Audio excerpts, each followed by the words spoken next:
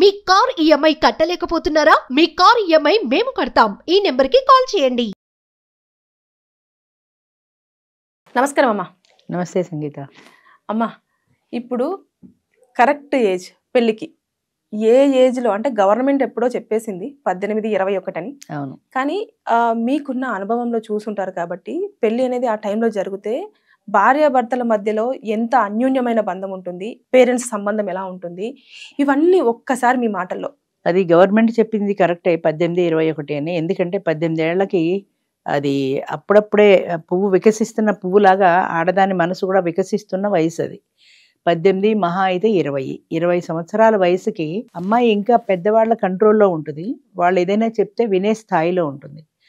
పరిపక్వత పూర్తిగా మనసుకు వచ్చేసిన తర్వాత అంటే ఒక 25 ఏళ్ళు వచ్చేవాడికి కొన్ని స్థిరమైన అభిప్రాయాలు ఆ మైండ్లో బలపడిపోతాయి. సమాజాన్ని చూసి కానీ, తను నేర్చుకున్నది కానీ, టీవీలో ఫోన్లలో చూసి కానీ, పెళ్ళి ఇలా చేసుకోకూడదు, ఇలా చేసుకుంటే నష్టం, ఇలా చేసుకుంటే కష్టం, ఇలా ఏవో కొన్ని స్థిరమైన అభిప్రాయాలు ఏర్పడిపోతాయి. ఏర్పడిపోయిన తర్వాత ఆ అభిప్రాయం కాదని మనం వేరే అభిప్రాయం చెప్తే వాళ్ళకి తొందరగా బుర్రకి ఎక్కదు. ఒకవేళ ఎక్కినా కూడా నా అభిప్రాయం ప్రకారం నేను పెళ్లి చేసుకోను అన్న భావనలోనే ఉంటారు వాళ్ళు. అంచేత పెద్దవాళ్ళు పూర్వం మరీ బాల్య వివాహాలు చేసేవాళ్ళు. అంటే 8-10 ఏళ్ళకి అది మరీ ఘోరం అనుకో. అలా చేస్తే చెప్తే వింటారు ఆడపిల్లలు, కాకపోతే వినరు అని. ఇప్పుడు ఏంటంటే 18 ఏళ్ళు 20 ఏళ్ళు వచ్చే టైంకి మనం పూర్తిగా పరిణితి చెందని వయసులో కనుక మనం చెప్పినట్టయితే ఏదైనా వాళ్ళు విని అర్థం చేసుకునే మనసు ఉంటుంది. అప్పుడు ఫిక్స్డ్ 25 ఏళ్ళు 30 ఏళ్ళు వచ్చాక ఫిక్స్ అయిపోయాక నేను ఇంతే, నేను మారను అన్నట్టు అయిపోతారు. అలా కాకుండా 18-20 ఏళ్ల వయసుకి మనం ఏదైనా చెప్తే వాళ్ళు అర్థం చేసుకోగలుగుతారు. అమ్మ అలా కాదు ఇలా అని. అది ఒకటి. తర్వాత 20 సంవత్సరాలు 18 సంవత్సరాలు వచ్చేప్పటికి శారీరకంగా కూడా వాళ్ళు ఫిజికల్గా కూడా మ్యారేజ్కి తగిన అర్హత ఉంటుంది. బాడీకి మైండ్కి కూడా బాడీ కూడా ప్రిపేర్డ్గా ఉంటుంది. అప్పుడు వాళ్ళకి కనుక పెళ్లి చేసినట్లయితే అక్కడి నుంచి వాళ్ళ వైవాహిక జీవితం ఒక 50 ఏళ్ళు వాళ్ళు కలిసి జీవిస్తారనుకుంటే 50 ఏళ్ళ కలిసి జీవించడంలో ఎంత బాండింగ్ ఉంటుంది, ఎంత ఎమోషనల్ రిలేషన్ ఉంటుంది ఇద్దరి మధ్యన. ఒక అండర్స్టాండింగ్తో ఉంటారు. అప్పటికి నేను నా ఇష్టం అన్న భావన రాదు వాళ్ళకి. సర్దుకుంటారు. చిన్న వయసు కాబట్టి సర్దుబాటు, ఒకళ్ళ పట్ల ఒకళ్ళకి ప్రేమ, అభిమానం, అనురాగం, ఆప్యాయత ఇవన్నీ కూడా ఇద్దరి మధ్యన ఏర్పడతాయి. ఎందుకంటే అప్పటికి బాయ్ ఫ్రెండ్స్ గర్ల్ ఫ్రెండ్స్తో తిరిగేంత వయసు రాలేదు కాబట్టి చూసిన తొలి స్త్రీ ఈమె, చూసిన తొలి పురుషుడు వాడే కాబట్టి మొదటి పరిచయంలోనే వాళ్ళకు ఒక అభిమానం ఏర్పడుతుంది, ఒక ప్రేమ ఏర్పడుతుంది. దాని ఇన్ఫాక్చుయేషన్ అనండి ఏమనండి ఒక ఇష్టం ఏర్పడుతుంది. పెళ్ళి అని చేసిన తర్వాత శాస్త్రోక్తంగా వాళ్ళని కూర్చోబెట్టి తలంబరాలు, తెరసెల్లా కట్టి, జీలకర్ర బెల్లాలు ఇవన్నీ పెట్టి చేసినప్పుడు వాళ్ళ మనసులో కూడా ఒక భావన వస్తుంది. ఆ మంత్రాల అర్థం వాళ్ళకి తెలియకపోవచ్చు కానీ ఈ పురుషుడు నావాడు, ఈ స్త్రీ నాది, మాది ఒక కుటుంబం అన్న భావన వాళ్ళకి ఆ పెళ్లి టైంలో ఏర్పడుతుంది.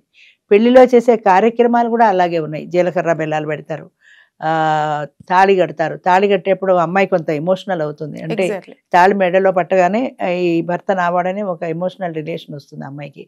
అలాగే బంతులు ఆడిచ్చేవాళ్ళు, నీళ్లలో ఉంగరాలు వేసి ఉంగరాలు తీయమనేవాళ్ళు. ఈ చిన్న చిన్న చర్యల ద్వారా అవతల వ్యక్తి పట్ల ఒక ఇష్టం అనేది ఏర్పడుతుంది. ఎంత అద్భుతంగా చేశారు పెళ్ళి అనేది మన వాళ్ళ కార్యక్రమం.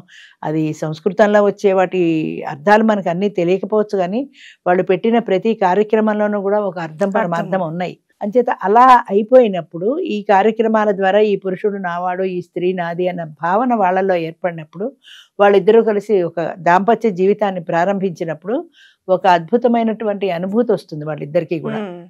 ఒకళ్ళ పట్ల ఒకళ్ళకి అమితమైన ఇష్టం వస్తుంది. ఆ ఇష్టంతో వద్దన్నా సర్దుకుంటారు. నువ్వు సర్దుకొని ప్రత్యేకంగా చెప్పక్కర్లా. ఎందుకంటే ఆటోమేటిక్గా ఆ వ్యక్తి పట్ల ఇష్టం ఉన్నప్పుడు మన పిల్లలు ఉన్నారనుకో, వాళ్ళు మనం వద్దన్న పని చేసినా మనం భరిస్తాం, సహిస్తాం. ఎందుకని వాళ్ళు మన పిల్లలు కాబట్టి. అలాగే భార్యాభర్తలు కూడా ఇది నా మనిషి అనే ఫీలింగ్ వాళ్ళలో వచ్చేసింది కాబట్టి వాళ్ళు ఏమన్నా సరే చిన్న చిన్న సర్దుబాట్లు చేసుకోవడానికి ఇప్పుడు 25-30 ఏళ్ళ వాళ్ళలా నేనెందుకు సర్దుకోవాలన్న ఆలోచన వాళ్ళకి రాదు. అసలు రాకుండానే అలా సర్దుబాటు జీవితం ప్రారంభిస్తారు. ఆ అన్యోన్య దాంపత్యంలో వాళ్ళకి అదేంటి పిల్లలు పుట్టినప్పుడు చాలా అపురూపంగా చూసుకుంటారు. అంటే ఆ మాతృత్వానికి ఒక గుర్తు పిల్లలు. అలాగే పురుషుడు కూడా వాడి పురుషత్వానికి ఒక గుర్తు, వీడు నా బిడ్డ అన్న భావన వస్తుంది. అంచేత ఆ పిల్లల బుడిబుడి అడుగులు కానీ, మాటలు కానీ, ముద్దు మురిపాయలు కానీ ఇద్దరు కలిసి షేర్ చేసుకుంటారు. ఏమండి చూడండి వీడు ఏమంటున్నాడు అదే చెప్పిస్తారు. పెళ్ళిళ్ళల్లో కూడా ఒక బొమ్మనిచ్చి చెప్పిస్తారు. ఏమండి నేను వంట చేసుకోవాలి, పిల్లాన్ని ఎత్తుకోండి, అలాగే వాడు నేను ఆఫీస్కి వెళ్ళాలి, పిల్లల్ని ఎత్తుకో అంటే ఫ్యూచర్లో వాళ్ళకి రాబోయేవన్నీ కూడా వీళ్ళు ఇక్కడే నేర్పించేస్తూ ఉంటారు. అంచేత ఇలాంటి భావాలన్నీ వాళ్ళలో ముందనే క్రియేట్ అవుతాయి. ఆ తర్వాత ఆ పిల్లలతో అవన్నీ అనుభవంలోకి వస్తాయి. అనుభవంలోకి వచ్చినప్పుడు ఆ పిల్లల్ని పెద్ద చేయడంలో వాళ్ళకి తెలియకుండానే కలిసి షేర్ చేసుకుంటారు. కలిసి ఆ బంధాన్ని మరింత గట్టిపడుతుంది పిల్లల ద్వారా. పిల్లలు అనేవాళ్ళు భార్యాభర్తలకు ఒక బ్రిడ్జి లాంటి వాళ్ళు. అంచేత ఆ పిల్లల ద్వారా వాళ్ళ బంధం మరింత గట్టిపడి ఆ అన్యోన్య దాంపత్యానికి ఒక గుర్తుగా పిల్లలు మిగులుతారు. ఆ పిల్లల్ని పెంచి పెద్ద చేయడంలో వీళ్ళిద్దరూ కలిసి కష్టపడతారు. ఆయన సంపాదిస్తాడు, ఇప్పుడు ఇంట్లో చూసుకుంటుంది. ఆ పిల్లల్ని చిన్నప్పటి నుంచి వాళ్ళకి తప్పొప్పులు వీళ్ళు చెప్పగలుగుతారు. చిన్నప్పుడు మనం శివాజీ స్టోరీ విన్నాం. ఆవిడ పెద్ద పెద్ద రాముడు వాళ్ళందరివి, కృష్ణుడు, ఇలాంటి పురాణ గాథలన్నీ వినిపించేది, వాళ్ళని వీరుడిగా తీర్చిదిద్దింది అని. అలాగే వీళ్ళు కూడా చిన్నప్పుడు పిల్లలు కథలు వినటం అనేది ఉండేది. అమ్మ పక్కలో పడుకొని అమ్మ చెప్పే కథలు వినేవాళ్ళు. వాళ్ళు పురాణంలో కథలే చెప్పేవాళ్ళు. బయట ప్రపంచం తెలియదు కదా అప్పట్లో. అంచేత పురాణంలో కథలో చెప్పినప్పుడు రాముడు అంటే ఇలా ఉంటాడు, ఇలా ఉండాలి, కృష్ణుడు అంటే ఇలా ఉంటాడు, ఇలా ఉండాలి అనేటువంటి భావనలు వాళ్ళకి చిన్న మైండ్లోనే బలపడిపోయేవి. అంచేత ఆ ఏజ్లోంచే కూడా వాళ్ళ మైండ్లో ఇలా ఉండాలి, ఇలా ఉండాలి అనే భావన వాళ్ళకి చిన్నప్పటి నుంచే ఫిక్స్ అయిపోయేది. ఇప్పుడు 25-30 ఏళ్ళు వచ్చిన తర్వాత నువ్వు టీవీలో సినిమాలను అవేంటివి దాన్ని ఏమంటారు పోలీసు స్టోరీలు చూసిన తర్వాత, క్రైమ్ చూసిన తర్వాత వీళ్ళ మనసులో రామాయణ భారతాలకి చోటు ఎక్కడుంది? ఖాళీ చోటు లేదు.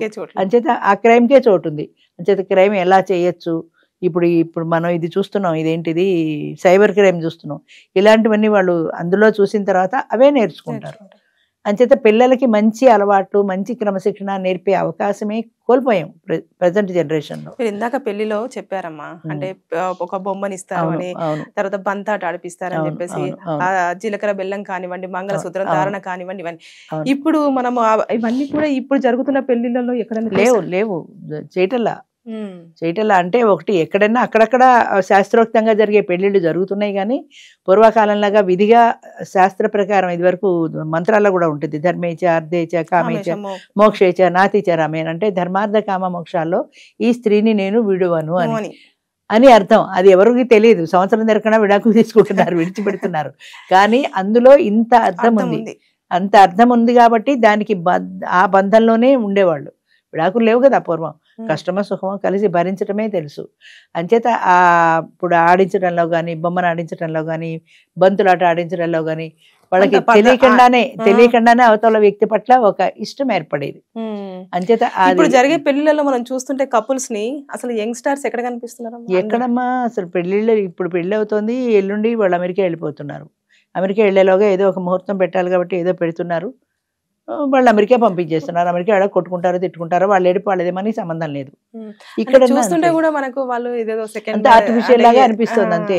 ఆ పెళ్లి, ఆ ముచ్చట, సంసారం అవి లేవు. ఇప్పుడు ఏదో సంగీత్ అని, అదని, ఇదని, మెహందీ, సంగీత్, ఈ కార్యక్రమాలకి ప్రాధాన్యత అంతే. మెహందీ పేరు చెప్పి చుట్టాలందరూ గోరింటాకులు పెట్టుకోవడం, సంగీత్ పేరు చెప్పి డాన్సులు చేసుకోవడం, ఇంతే కదా. డ్రింకులు తప్పితే తెలంగాణలో అయితే ఇక రాత్రి పగలు ఏదైనా ఒక ఫంక్షన్ వచ్చిందంటే డ్రింక్ కంపల్సరీ. వీళ్ళందరూ వీళ్ళ దాన్ని వీళ్ళు డ్రింక్ చేస్తుంటారు, వాళ్ళ దాన్ని వాళ్ళు కూర్చుంటారు, అంతా అదొక రకం అయిపోయింది పెళ్లిళ్ళు. ఇప్పుడు చేస్తున్నారు 3 రోజుల పెళ్లిళ్ళు, 5 రోజుల పెళ్లిళ్ళు. కాకపోతే పెళ్లి అంటే ఆ సాంప్రదాయ పద్ధతిగా జరగటం లేదు. అంచేత అది ఆ ఎమోషనల్ రిలేషను, ఆ బాండింగు పిల్లల్ని పెంచడం దగ్గర నుంచి వీళ్ళకి డెవలప్ అవుతుంది. పేరెంట్స్కు ఆ పిల్లల్ని ఒక క్రమశిక్షణలో వాళ్ళకి కథలు చెప్పి వాళ్ళని మంచి పద్ధతిలో క్రమశిక్షణతో నడిపించినప్పుడు ఆ పిల్లలు కూడా అలాగే మంచి పద్ధతిలో బాధ్యతలు కూడా అయిపోయి వాళ్ళు కూడా రిలాక్స్డ్ గా ఉండే ఏజ్ కూడా వచ్చేసరికి వీళ్ళంతా సెటిల్ అయిపోతారు కదా. అసలు లెక్క ఏంటంటే రిటైర్మెంట్ అయ్యే టైంకి పిల్లలందరూ సెటిల్ అయిపోయి ఏ బాధ్యతలు లేకుండా భార్యాభర్తలు ఇద్దరు వచ్చిన పెన్షన్తో కాలక్షేపం చేసేలా ఉండాలి. అది కరెక్ట్ క్యాలిక్యులేషన్. ఇప్పుడు 20-21 ఏళ్ళకి పెళ్లి చేస్తే అంతే కదా, అప్పటికి రిటైర్ అయ్యే టైంకి 25 ఏళ్ళు వస్తాయి, పెళ్ళిళ్ళు అయిపోతాయి, చివరికి వీళ్ళిద్దరే మిగులుతారు. మా అమ్మాయింది, ఎవరు ఫర్ ఎగ్జాంపుల్ చెప్తున్నా, మా అమ్మాయికి 18 ఏళ్ళకి పెళ్లి చేసాం. 50 ఏళ్ళు మా అమ్మాయికి వచ్చేప్పటికి 58 ఏళ్ళు మా అల్లుడికి వచ్చాయి, రిటైర్ అయిపోయాడు. 2 ఆడపిల్లలకి పెళ్లిళ్ళు చేసేసారు. పెళ్లిళ్ళు అయిపోయాయి, పిల్లలు వెళ్ళిపోయారు. వీళ్ళిద్దరు హాయిగా వచ్చిన పెన్షన్తో కలోగంజో తాగి పచ్చలన్నం తిన్నా అడిగేవాళ్ళు లేరు, సుఖంగా ఉంటారు. ఎప్పుడైనా అవసరమైతే పిల్లలు వస్తారు, లేదా ఏదైనా అవసరం అంటే వీళ్ళు పిల్లల దగ్గరికి వెళ్తారు, అది వేరు. పిల్లల పెళ్లి చేసే వరకు ఒక బాధ్యత అనేది ఉంది కదా, అవి అయిపోయాయి కాబట్టి ఇప్పుడు రిలాక్స్డ్గా ఉన్నారు. ఆ వచ్చే పెన్షన్తో కాలక్షేపం చేస్తారు. మ్యారేజ్ చేసుకుంటే అది మిస్ అవుతుంది అంతే కదా. 18 ఏళ్ళకే పెళ్లి చేశాం కాబట్టి మేము కూడా ఏదైనా పిల్లకి పాతకాలం వాళ్ళం కాబట్టి అలాగే చెప్పేవాళ్ళం, అమ్మ ఏదైనా వస్తే సర్దుకోవాలి, కష్టం వస్తే మనం నిలబడగలగాలి ధైర్యంగా, పరిగెత్తుకుంటూ అమ్మ దగ్గరికి రాకూడదు, ఏదైనా నీకు నువ్వే తీర్చుకోవాలి. అది కష్టమ సుఖమో వాళ్ళిద్దరే పడ్డారు, ఏదైనా కానీ వాళ్ళిద్దరూ పడ్డారు. పెళ్లి చేసాం, అయిపోయింది, ఆ అమ్మాయి బాధ్యత తీరిపోయింది. మొన్న ఢిల్లీ వెళ్ళినప్పుడు అమ్మాయిని చూడడానికి వెళ్తే నాకు అదే అనిపించింది. ఎప్పుడు పెళ్ళప్పుడు ఇద్దరు ఎలా మిగిలారో మళ్ళీ ఇప్పుడు కూడా ఇద్దరే మిగిలారు. మధ్యలో పిల్లలు పుట్టారు, మధ్యలో పెళ్ళిళ్ళు అయిపోయి వెళ్ళిపోయారు. ఆ పిల్లలు ఫోన్లు చేస్తూ ఉంటారు, అమ్మ అన్నది ఎలాగా ఇది ఇలాగా అని. వీళ్ళు ఏదో వీళ్ళకి తోచింది వీళ్ళు చెప్తూ ఉంటారు. అది ఎంత చూడడానికి ఎంత బాగుంది. అంటే మనము మంచి కరెక్ట్ ఏజ్ లో పెళ్లి చేసే కరెక్ట్ ఏజ్ లో పెళ్లి కావాలి.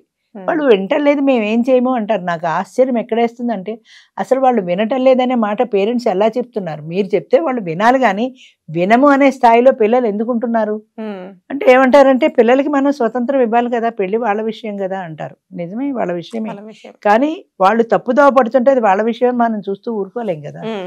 మనం చూస్తూ ఊరుకోలేం. వాళ్ళు తప్పుదోవ పడుతున్నప్పుడు మనం క్రమశిక్షణతో దిద్దాలి కదా. అలా కాదు ఇలా అని చెప్పే స్థాయిలో మనం ఉండాలి. అది నేను చెప్పేది, మనం ఆ స్థాయిలో ఉండాలి. అది అలా కాదు, నువ్వు ఇలా చేసే తీరాలి అని సరిదిద్దే స్థాయిలో మనం ఉండాలి. అది తప్పు చేస్తే అది తప్పు, ఇలా చేయకూడదు అనే స్థాయిలో ఈ రోజుల్లో పేరెంట్స్ లేరు.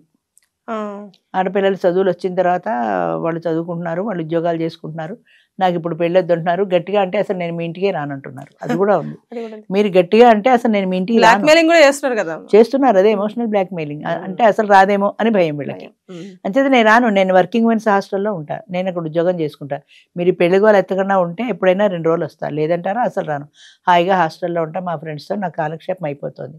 ఈ ఎమోషనల్ రిలేషన్ అనేది పిల్లలకు పేరెంట్కి మధ్య ఎలా ఉంటుందంటే అదొక బాండింగ్ లేదు. పేరెంట్స్ పిల్లల పట్లనే కానీ పిల్లలకి తిరిగి పేరెంట్స్ పట్ల లేదు. అమ్మా నాన్న వెళ్ళకపోతే బాధపడతారేమో అన్న ఫీలింగ్ వాళ్ళకి లేదు. నాకెందుకు ఈ సతాయింపు వచ్చిన దగ్గర నుంచి పెళ్ళి అంటారు అంటే అమ్మో మనం పెళ్లి మాట ఎత్తకూడదు అని ఆలోచిస్తున్నారు. కానీ అది అక్కడితో కట్ చేయడం కాదు, మనం ఎందుకు చేసుకోదు ఆ విషయం మనం గట్టిగా మాట్లాడాలి అని పేరెంట్స్ కూడా అనుకోవటంలా. ఎవరిని తప్పడానికి లేదమ్మా ఈ రోజుల్లో. సమాజం అలా ఉంది, అందరూ అలాగే ఉన్నారు. ఎవరు చేసుకుంటున్నారు ఈ రోజుల్లో 20 ఏళ్ళకి 18 ఏళ్ళకి పెళ్ళి అంటే? ఎవరు చేసుకోవట్లా. ఎవరు చేసుకోవట్లేదని అంటున్నారు, కానీ దానివల్ల ఎవరు నష్టపోతున్నారు? చేసుకోవటం లేదు. కరెక్టే, 30 ఏళ్ళకి నువ్వు పెళ్లి చేసుకుంటావు, 32 కొన్ని ప్లేసులలో ఇప్పుడు రియలైజ్ అయినట్టు కొంతమంది పేరెంట్స్ అవును అక్కడక్కడ జరుగుతున్నాయి. వాళ్ళని చూస్తే చూడడానికి కూడా ముచ్చటగా ఉంటుంది. ఆ పెళ్లి కొడుకు పెళ్లి కూతురు దండలతో నిలబడితే వాళ్ళని చూస్తే ముచ్చటగా ఉంటుంది. పెళ్లి కొడుకు అంటే వాడు రెండో పెళ్లి అన్నట్టు వాడికి బట్టతల అయిపోతుంది, వాడికి 32 ఏళ్ళు వచ్చేస్తాయి, వాడి ముఖం చూస్తే ముదిరిపోయి అసలు పెళ్లి కొడుకు అన్న ఫీలింగే రాదు చూసే వాళ్ళకి. తర్వాత ఇంకొకటి కూడా 30 ఏళ్ళు దాటిన తర్వాత వీళ్ళు పెళ్లి చేసుకుంటే ఎగ్ ఫార్మేషన్లో అంటే వాళ్ళకి బిడ్డల్ని కనడానికి ఆరోగ్యవంతమైన శిశువులు పుట్టరు అని డాక్టర్స్ చెప్తున్నారు. అది కూడా మనం చాలాసార్లు పేపర్లో చూసాం. ఎందుకంటే ఏ వయసుగా ముచ్చట అన్నారు. అందుకే ఏ ఏజ్లో పెళ్ళవాలో ఆ ఏజ్లో పెళ్ళైతే ఆ ఏజ్లో మీరు బిడ్డల్ని కంటే వాళ్ళు ఆరోగ్యవంతమైన శిశువులుగా ఉంటారు. అలా కాకుండా హడావిడిగా 30 ఏళ్ళకి పెళ్లి చేసి 32 ఏళ్ళ పిల్లలు కనేయాలి అని అనుకుని తొందరగా పిల్లల్ని కనే తొందరలో ఆ ఎగ్ అదే పుట్టే బిడ్డలు ఆరోగ్యవంతమైన శిశువులు పుట్టరు. మీకు మాత్రం ఏ సుఖం అది, వాళ్ళతో అనారోగ్యాలతో బాధపడే కంటే. ఆరోగ్యవంతమైన పిల్లలు పుట్టాలంటే కాస్త పెళ్ళి ఎలాగూ తప్పదు, 30 ఏళ్ళకో 35 ఏళ్ళకో చేసుకునేది. అదో 10 ఏళ్ళు ముందు చేసుకుంటే కాస్త మంచి పిల్లల్ని కంటారు కదా. ఆ ఆలోచన ఎవరికీ లేదు, అది రావటం లేదు కూడా. ఎక్కువ ఏజ్ గ్యాప్ ఉండడం పిల్లోడికి మదర్కి కూడా ఇప్పుడు మీరు అన్నట్టుగా తక్కువ ఏజ్ లో చేసేసుకుంటే వాళ్ళకి ఒక 18-19 సంవత్సరాలకు పాపో బాబో వచ్చినా, లేదంటే 20 నుంచి 21, 22 వచ్చినా కూడా వాళ్ళకి కొంచెం గ్యాప్ తక్కువగా ఉంటుంది. అదే ఇప్పుడు 40 years కో 35 years కో చేసేసుకుంటే గ్యాప్ ఎక్కువ ఉంటుంది, చాదస్తం ఎక్కువ ఉంటుంది. చెప్పిన మాటే చెప్పడం వల్ల పిల్లలు కూడా విసిగిపోతుంటారు. వీళ్ళ వయసుతో పాటు వీళ్ళకి చాదస్తాలు వచ్చేస్తాయి. ఇంకోటి ఏంటంటే వీళ్ళకి రిటైర్ అయ్యే ఏజ్ వచ్చినా పిల్లలు ఇంకా స్కూల్లోనో కాలేజీలోనో చదువుతూ ఉంటారు. వీళ్ళకి ఒక పక్క భయం వేస్తూ ఉంటుంది, ఓ అమ్మో నేను రిటైర్ అయిపోయాను, ఈ పిల్లలు ఎప్పుడు పెద్దవాళ్ళు అవుతారు, వీళ్ళు ఎప్పుడు ఎదుగుతారు, వీళ్ళు ఎప్పుడు ఉద్యోగానికి వెళ్తారు, వాళ్ళని సెటిల్ చేసేదాకా బాధ్యత పేరెంట్సే కదా. ఈ టెన్షన్ లో ఉంటారు వీళ్ళు. అంచేత వీళ్ళ రిటైర్మెంట్ నాటికి పిల్లల పెళ్లిళ్ళు అయిపోవాలంటే 20-25 లోపల మగవాడికి 20 ఏళ్ళ వయసులో ఆడదానికి రావాలి. సరిపోతుంది. వాళ్ళకు కూడా ఒక బాండింగ్, ఒక ఎమోషనల్ రిలేషన్ ఏర్పడతాయి. పెళ్లి చిన్న వయసులో చేసుకున్నారు కాబట్టి వాళ్ళ మధ్య కూడా బాండింగ్ సక్రమ పద్ధతిలో ఉంటుంది. అంటే ఇలాగా కొట్టుకోవడం, ఏడు పెళ్లి, నెక్స్ట్ ఫస్ట్ యానివర్సరీకి డైవర్స్ అని కాకుండా ఒక ఎమోషనల్ బాండింగ్ ఉంటుంది వాళ్ళ మధ్యలో కూడా. చూడడానికి బాగుంటారు జంట, చూసే వాళ్ళకి కూడా ముచ్చటగా ఉంటుంది. అంతే. థ్యాంక్ యూ అమ్మా. మంచిదమ్మా.